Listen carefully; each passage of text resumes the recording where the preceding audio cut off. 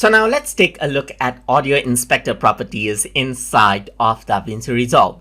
So for that, I already have an audio clip right here. So I can just go around and bring that over here on my timeline right here. So I have to bring that in over here, as you can see. So I'm just going to go around and keep it over here.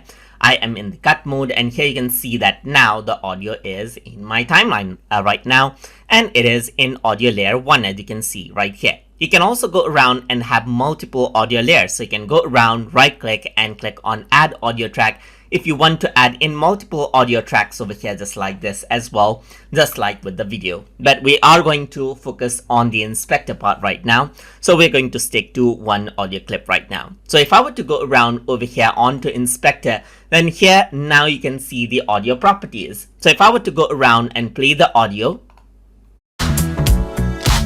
it has a certain volume level. So if I were to go around and decrease the audio volume level, you can see the audio level change dynamically right here. You can go around and press the play button. The audio is now a bit less louder, and you can see the decibel value when it is playing as well. So let me just go around onto minus 35 decibel right here and press the play button. And it is much more lower in volume, as you can see. Let me just go around and increase out the volume to around minus 10 right here and work around with the pan. So if I were to go around and then move the pan to the left side now, the audio plays more from the left side. I can also go around, pan it totally to the right. And that is how you can go around and use the pan to balance out the audio from left to right as well. And I'm just going to go around and type in 0 because I want it to remain exactly in center, because I don't want to change anything. You can also go around and change the pitch, as you can see right here. So right now the audio has a certain pitch, but if I were to increase this out, then it is much more sharper, as you can hear. You can also decrease it out. And that is how it sounds. You can change around the sense right here, change around whatever you like right here. And then that is how the audio actually changes, as you can see. Let me just go around and type in 0 and 0 right here, just like this.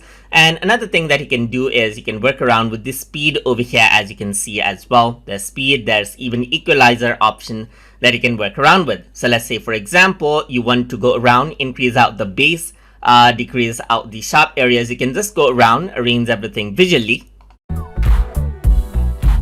And that is how it sounds like. You can go around and then arrange everything out, as you can see, just like this. So here you see all of the options. You can even reverse the audio, as you can see right here. That is how it reverses. And over here, there's different options over here as well.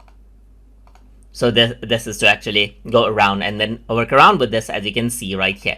So these are the different options that you can work with. And here you can see that you can even work around with different type of bands right here to get different level of audio effects. And that is how you can work around with audio inspector properties to change around the properties of the audio inside of Davinci Resolve. So I hope you guys learned something as always. And as always, please like, comment, share, and subscribe.